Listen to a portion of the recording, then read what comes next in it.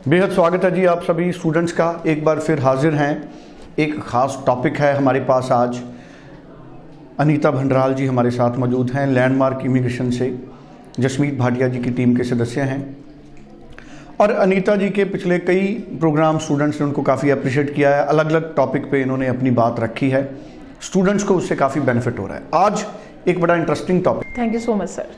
Students हैं GNM के, उन लोगों के लिए जिन्होंने यहाँ पर जीएनएम की एजुकेशन ली है, उनके लिए कनाडा में क्या क्या ऑप्शंस हैं। सही ऑप्शन चुनना बड़ा ज़रूरी है। किस तरह के उनके लिए कोर्सेज होने चाहिए, किस तरह के कोर्सेज उनको लेने चाहिए, किस तरह के कोर्सेज अवॉइड करने चाहिए जीएनएम वालों को, और कैसे उनके जो कोर्सेज हैं वो उनकी प्रीवियस स्टडी के साथ रेलेवेंट बनेंगे।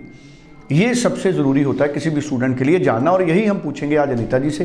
अनीता जी आपका स्वागत है। Thank you so much sir. Anita ji, एक तो मुझे वैरायटी ऑफ कोर्सेज बता दीजिए जो जीएनएम के स्टूडेंट हमारे अडॉप्ट कर सकते हैं, और फिर उनकी कोर्स रेलेवेंसी कैसे डेवलप होती है। जी, तो मेरे पास बहुत सारे स्टूडेंट्स आते हैं जिन्होंने जीएनएम कर रखा होता है and they are really confuse कि हम कौन से कोर्स में जाएं, कौन सा प्रोग्राम ऑप्ट करें। सो बेसिकली अगर कोई भी जीएनएम वाला हो तो उसको होता है कि मैम कोई प्रैक्टिकल नर्सिंग का कोई कोर्स दे दो, लेकिन प्रैक्टिकल नर्सिंग में एक सबसे बड़ा ब्लॉकर ये है कि student should have the mathematics in class 12th।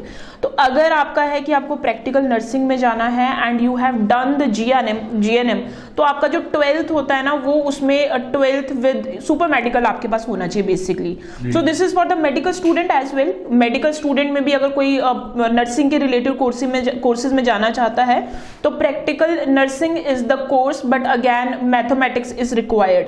एक या दो कॉलेजेस ऐसे हैं, जैसे मैं आपको बता देती हूँ नाम, कि एल्गोनक्विन कॉलेज है जहाँ पे अगर आपके पास मैथमेटिक्स नहीं भी है तो विदाउट मैथ भी आप प्रैक्टिकल नर्सिंग के लिए जा सकते हैं। तो यहाँ पे बात हो रही है कि जीएनएम वाले स्टूडेंट्स कौन कौन से कोर्सेज लें। पहला तो वही है कि practical nursing, but the condition is mathematics in year 12th। उसके बाद है आपका autism and behavioural science. So ये वाला जो कोर्स है, this is really good course for the student who are looking for the nursing related field. उसके बाद तीसरा आपके पास आता है social service worker gerontology, again a very good program for the GNM nurses. फिर आपका एक और कोर्स आता है मेंटल एंड हेल्थ एडिक्शन। तो अगर आप इन कोर्सेज के नाम सुनोगे, आपको डॉट्स आपके कनेक्ट हो जाएंगे, आपको पता चल जाएगा कि yes this course is relevant and ये कोर्स रिलेट करता है नर्सिंग को। सो बेसिकली यही है। एक आता है आपके पास फैमिली प्रैक्टिस नर्सिंग। सो ये वाला प्रोग्राम भी बहुत अच्छा प्रोग्राम है। फिर उसके बाद जो मेनली कॉमनली लोग लेते हैं हेल्थ केयर एडमिनिस्ट्रेशन या हेल्थ मैनेजमेंट। सो ये वाले कोर्सेज भी नर्सिंग के लिए आप ये वाले सजेस्ट कर सकते हैं। तो बट आपने स्पेशलाइज्ड कोर्स ही लेना है। अगर आपने जीएनएम कर रखी है तो इस तरह के ही कोर्सेज में जाइए। उसके बाद एक और स्टूडेंट आता है हमारे पास जो जीएनएम कर रखी है हमने, उसके बाद हमने बीएससी नर्सिंग भी कर रखी है। अब हम कौन से कोर्स में जाएं? तो अगर आपने बीएससी नर्सिंग कर रखी है, जीएनएम अपने पास्ट में कर रखी है, तो आफ्टर बीएससी नर्सिंग आप जो प्रोग्राम ले सकते हैं दैट इज एनहांस्ड नर्सिंग। तो ये भी आपका एक प्रोग्राम रह जाएगा। दूसरा है आपका सोशल सर्विस वर्कर जेनेटोलॉजी। एक आता है critical care nursing, again a very good program for the nurses. And उसके बाद एक कॉमन प्रोग्राम होता है हेल्थ केयर एडमिनिस्ट्रेशन या फिर हेल्थ केयर मैनेजमेंट। अब ये हेल्थ केयर एडमिनिस्ट्रेशन या हेल्थ केयर मैनेजमेंट अगर आपने बीएससी नर्सिंग कर रखी है तो आप जा सकते हो। अगर किसी ने बीडीएस कर रखा है, कुछ भी डॉक्टरेट या नर्सिंग रिलेटेड कुछ भी कर रखा है, तो एवरी स्टूडेंट कैन गो।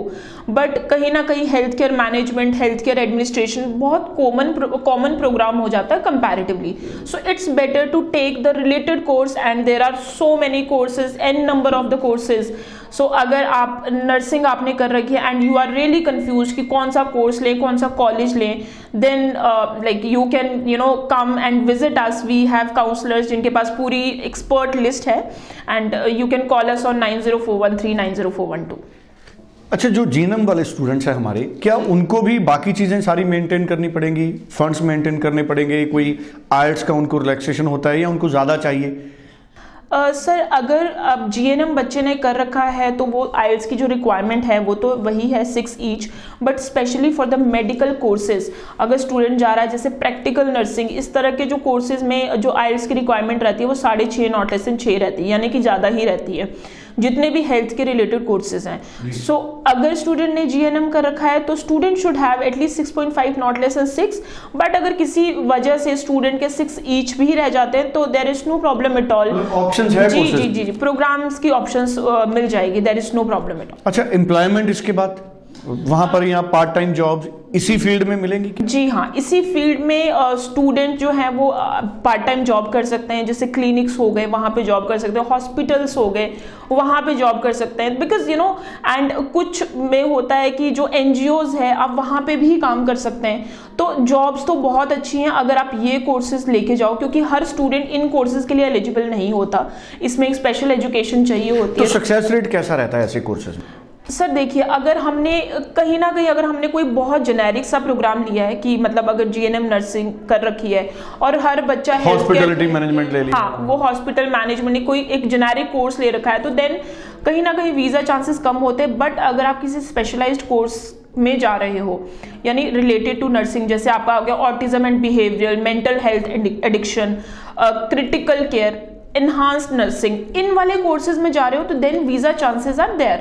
इसमें आपको क्योंकि आपके ऑब्वियसली जो कोटाज होता है there are the limited quotas, और हर स्टूडेंट, हर कंसल्टेंट को और हर स्टूडेंट को नहीं पता होता कि कनाडा में इस तरह के कोर्सेज भी अवेलेबल है।